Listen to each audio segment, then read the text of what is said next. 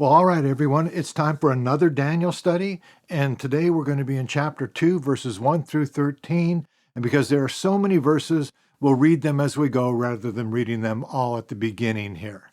Now, just to see where we've seen Jerusalem has been besieged and defeated by King Nebuchadnezzar. He has ordered the young men, the cream of the crop, to be taken back to Babylon, where they would undergo a relentless brainwashing to turn them into Babylonians.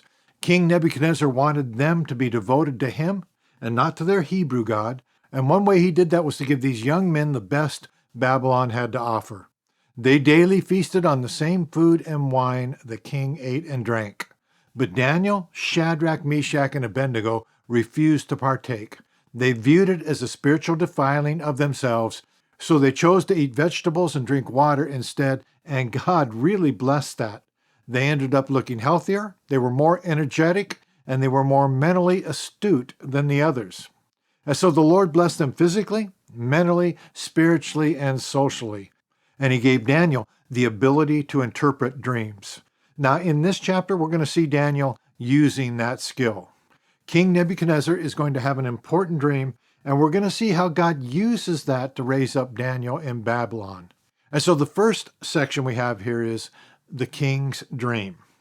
Daniel 2, 1 through 2 says, "In the second year of the reign of Nebuchadnezzar, Nebuchadnezzar had dreams. His spirit was troubled, and his sleep left him.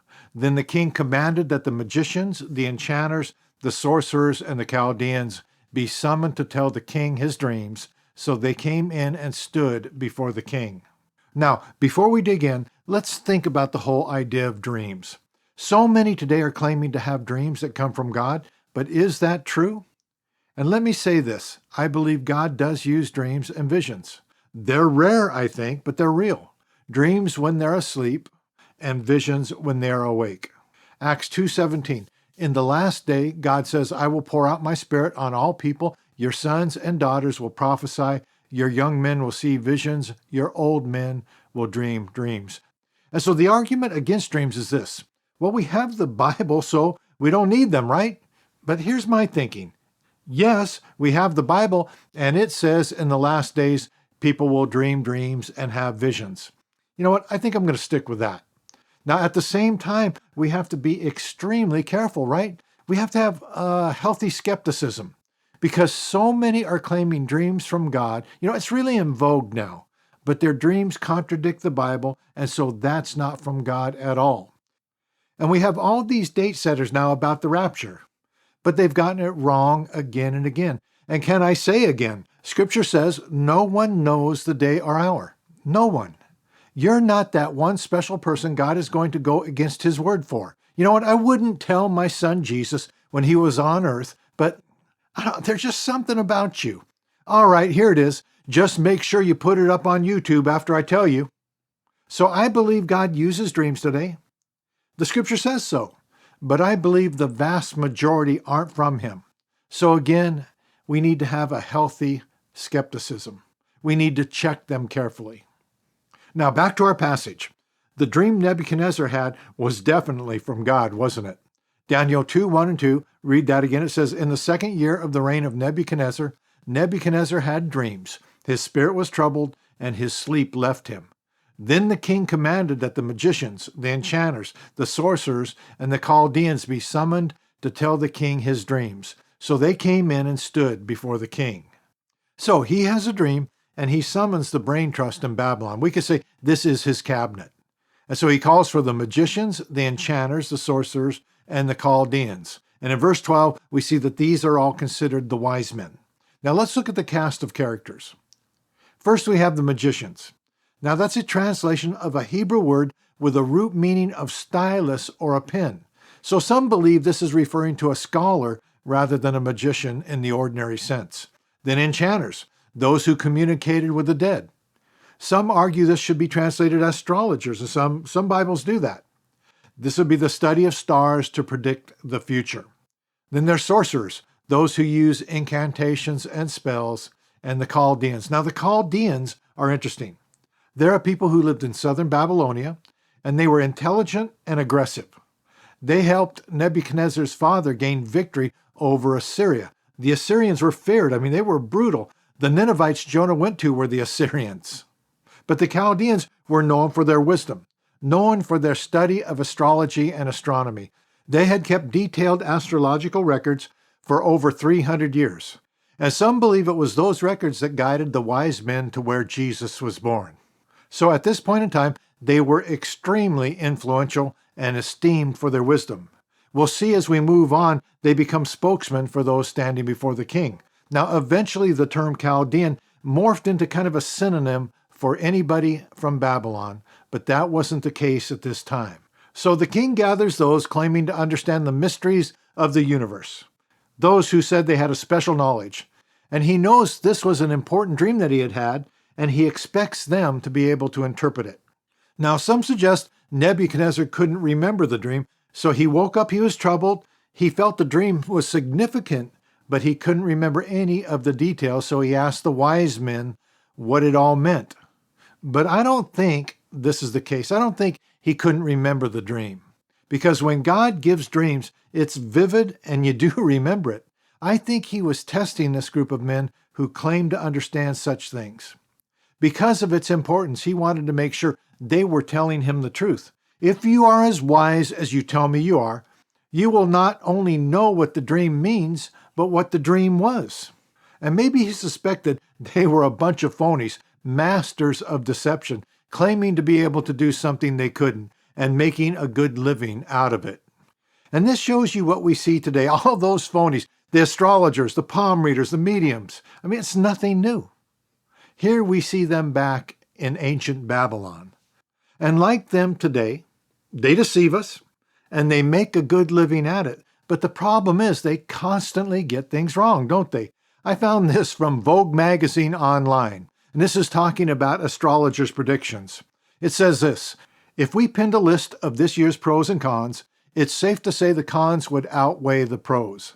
The truth is, wherever you are in the world, 2020, and I was talking about 2020 was likely a challenging time for you and everyone you care about. The good news, according to astrological predictions for 2021, the outlook for next year is much rosier. Oh, great. You know why it's going to be so much better? Now listen up. This is their words. On the 21st of December, 2020, Jupiter and Saturn will meet in Aquarius, and they'll remain in this sign for the majority of the year. Oh, of course, Jupiter and Saturn is going to meet in Aquarius. Well, that makes perfect sense. But it doesn't, does it? 2021 wasn't so good. But they use this nonsensical language because who could say, Jupiter and Saturn is not meeting in Aquarius this year? Liar. I mean, we have no idea. We have no idea what any of it means, and so they speak like that. But we can wait, remember what they say, and see their failures, can't we? Then there is my horoscope, and I do not recommend any horoscopes. I just went and found this to give you an example. This is from Elle Online. What is it with these people? If your so-called teammates aren't showing up the way they need to, or your boo is lobbing passive-aggressive text, you don't have to fight fire with fire. In fact, you might be better off ducking under today's sharp square between the headstrong Leo moon and maverick Uranus. Oh yeah, the maverick Uranus. But what about Jupiter and Saturn meeting in Aquarius? Can they control the headstrong Leo moon? It goes on. You do have the self-awareness to understand that your life is not the circle, and the self-control to stop yourself from getting sucked into the drama. Tap into those superior Scorp traits today and exercise self-control. Oh, my life is not the circle. I thought it was. And you know what? I am going to tap into those superior Scorp traits and exercise self-control. And I'm going to exercise self-control in never listening to your nonsense. Listen, you need to stop being so ridiculous. Stop it. Now, every once in a while, I hear of Christians following their horoscope, going to mediums and palm readers. But what does God say about that? You know what he says? He says, don't. Deuteronomy 18:10 through 14 says, let no one be found among you who sacrifices their son or daughter in the fire, who practices divination or sorcery, interprets omens, engages in witchcraft, or casts spells, or who is a medium or spiritist, or who consults the dead. Anyone who does these things is detestable to the Lord. Because of these same detestable practices, the Lord your God will drive out those nations before you. You must be blameless before the Lord your God. The nations you will dispossess, listen to those who practice sorcery or divination. But as for you, now listen to this, Christians, but as for you, the Lord your God has not permitted you to do so. Isaiah 47:13 and 14 says, all the counsel you have received has only worn you out. Let your astrologers come forward, those stargazers who make predictions month by month. Let them save you from what is coming upon you. Surely they are like stubble. The fire will burn them up. They cannot even save themselves from the power of the flame. But the point is, I have a feeling these Babylonian magicians, enchanters, and sorcerers were the same as what we see today. A bunch of game players who had deception down to a fine art. And Nebuchadnezzar was not going to play their game. And watch how he handles this. This is brilliant, I think. Daniel 2:3 and 4. And the king said to them, I had a dream, and my spirit is troubled to know the dream. Then the Chaldeans said to the king in Aramaic, O king, live forever. Tell your servants the dream, and we will show the interpretation. And so the Chaldeans become the spokesman for the group. And that just makes sense because they were so highly regarded. And they speak in Aramaic, it says, which was the language of Babylon, the language Daniel had learned. And here's what I think's happening here. This group of wise men do what they always do. Tell us the dream. Then we'll come up with something that sounds reasonable, something general and vague that has a good chance of happening. It's how they roll, right? I was listening to a talk show on the radio, and the lady had just seen a palm reader and paid big money to see him. But she believed he was genuine, and you know why? Because he told her, you're going to have some bumpy times in a relationship this year. And me and my husband had some trouble we had to work through. Well, you know what? That's a pretty good guess, and a pretty safe guess, isn't it? Relationships have rocky times. There's a really good chance of that happening. Or here's another ploy the psychic uses. He'll get your name before you go in and see him, get your name and address, and then he'll scour Facebook and Instagram and all that, and he'll find you. And he'll get a few choice nuggets. You were married in, and he'll give you the year, right? You have this many children, right? And you used to live over here, right? And the victim thinks, you know what? There's no way they could know that. Really? You plastered it all over social media. Now watch how the king handles this. Daniel 2:5-6. The king answered and said to the Chaldeans, the word from me is firm. If you do not make known to me the dream and its interpretation, you shall be torn limb from limb, and your houses shall be laid in ruins. But if you show the dream and its interpretation, you shall receive from me gifts and rewards and great honor. Therefore show me the dream and its interpretation. So the king basically says, if you're as impressive as you say you are, then you'll not only know what the interpretation is, you'll also know what the dream was. That makes sense, doesn't it? I mean, these men made their living on their supposed ability to contact the gods and read the stars. And if they were really what they claimed to be, this should be no problem. So I think the king is suspicious of this group. Maybe he's seen their deception before. If they had proven themselves in the past, I doubt he'd be so quick to turn on them to this degree. I mean, this is radical. This is the cost. He says, if you can't do what you claim you can, here it is. You shall be torn limb from limb, and your houses shall be laid in ruins. That is radical. Now, one method they used for dismemberment was this. They take 4 trees and they bend them inwards and tie them together at the top. And then they take the victim and they would be tied to these 4 trees with a rope at each limb. Then the rope holding the trees together would be cut and the body would be snapped into 4 pieces. So you'll die a horrible death and your home will be reduced to a pile of rubble. You'll be dead and your family will be homeless if you can't tell me what my dream is. And again, this seems a bit over the top, doesn't it? But I think he's simply saying this is what you say you can do. Prove it. Then he adds, this word from me is firm. No wiggle room at all. Fail and you die. Then he says, but there is a great reward if you can do what you say you can. Daniel 2:6. But if you show the dream and its interpretation, you shall receive from me gifts and rewards and great honor. Therefore, show me the dream and its interpretation. So, this is their chance at incredible riches and rewards, but we'll see that they fail miserably. So let's go to Daniel 2:7. They answered a second time and said, "Let the king tell his servants the dream, and we will show its interpretation." Now, I think they're starting to sound a bit desperate, aren't they? There's a bit of pleading here. "Listen, king, tell us the dream and we'll tell you what it meant." But the king's not buying it. He sees the game. He sees these master deceivers trying to deceive him. Look at verse 8 and 9. The king answered and said, "I know with certainty that you are trying to gain time, because you see that the word from me is firm. If you do not make the dream known to me, there is but one sentence for you. You have agreed to speak lying and corrupt words before me till the times change. Therefore tell me the dream, and I shall know that you can show me its interpretation." The king has these guys figured out. You see, I meant what I said when I told you the cost of not telling me the dream.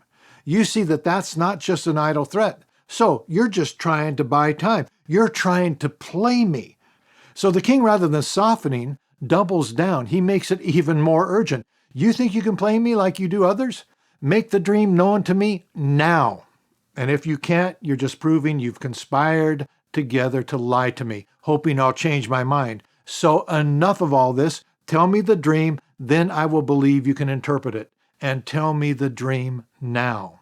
Wow, these phonies are in trouble, aren't they? But the king is giving them a chance to redeem themselves. Now, they're really desperate, and they're finally honest in verses 10 and 11. Verses 10 and 11 says, "The Chaldeans answered the king and said, 'There is not a man on earth who can meet the king's demand, for no great and powerful king has asked such a thing of any magician or enchanter or Chaldean. The thing that the king asks is difficult, and no one can show it to the king except the gods, whose dwelling is not with flesh.'" So they say, "It's not fair, O king. You're asking something that's impossible. Nobody can do that, and no king has ever demanded such a thing from anybody." Now think about this. This statement is devastating to the whole psychic community. Out of their own mouths, they condemn their own practices and expose themselves as liars. Nobody can do that. Well, exactly right. Finally, there's some truth from this group. And again, they would be right that the king's sentence would be unreasonable, but he is only responding to what they claim they could do. Know the secret things. So these guys were prancing around so confident when the king first called them in. No problem. Just tell us your dream and we'll tell you what it means. But the king has completely exposed them as charlatans. Now that he demands proof of their special gifting, suddenly it's, "Come on, give us a break. We're only men. You're asking something only the gods can do." Well, close. Just take off that S. This is something only the one true God can do. And as we said in the first study, we always have to see God in this book, right? God is sovereign, and he has set all this up. He is doing something here that's radical, that's amazing. He gave the dream to Nebuchadnezzar. He is exposing these phonies, proving the wisdom of the world falls short, and he is going to use all this to establish Daniel in Babylon. So there is a divine hand orchestrating all of this. God is in absolute control. There are no accidents. Now in verses 12 and 13, we see the king's response. The king has them figured out. They are phonies, and now they're going to pay. Verses 12 and 13. Because of this, the king was angry and very furious and commanded that all the wise men of Babylon be destroyed. So the decree went out, and the wise men were about to be killed, and they sought Daniel and his companions to kill them. Now, the New King James Version shows how critical this was. Daniel 2:12 through 13 in the New King James Version says, "For this reason, the king was angry and very furious, and gave the command to destroy all the wise men of Babylon. So the decree went out, and they began," here it is, "and they began killing the wise men. And they sought Daniel and his companions to kill them." And so the command goes out, and the wise men of Babylon begin to die. And you see houses dotted around the city that are now just piles of rubble, and the family is homeless. And they begin to look for Daniel, and they find him. We're going to see that next week. We will see how God sovereignly will use all this to raise him up in Babylon. Well, that's enough for this study. What have we seen? Well, we saw the sovereignty of God, right? This is all being orchestrated by him. This is all lining things up for what we'll see in the next 2 weeks. And what we're going to see is amazing. We also see the foolishness of men. All these phonies who claim they can read the stars, hear from the dead, read tarot cards, your palms, tea leaves, whatever it is, who are becoming filthy rich, some of them, through their deception. Many are multimillionaires. But if you ever get tempted to get help from them, don't. God forbids it, and they don't have a clue about what they're talking about. All right, everyone, thanks for hanging with me through this video. Hit the buttons. That really helps. Pray for me and this channel. That's even more helpful.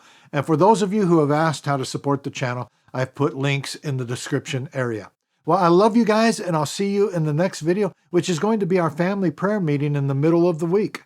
Look for that and put in your prayer request. We're seeing God move. All right, God bless you guys. I love you. I'll see you in the next video.